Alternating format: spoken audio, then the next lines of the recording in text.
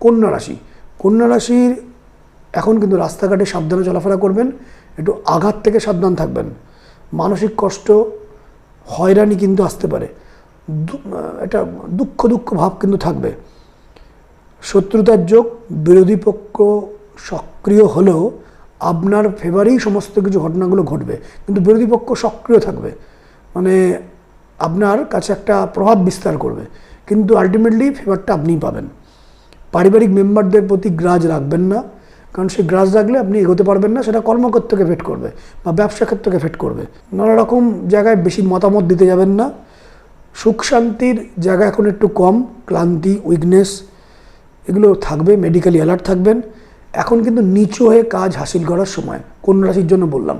সপ্তাহের শেষ দিকে কন্যা রাশির জন্য শরীরটা ঠিক যাবে না।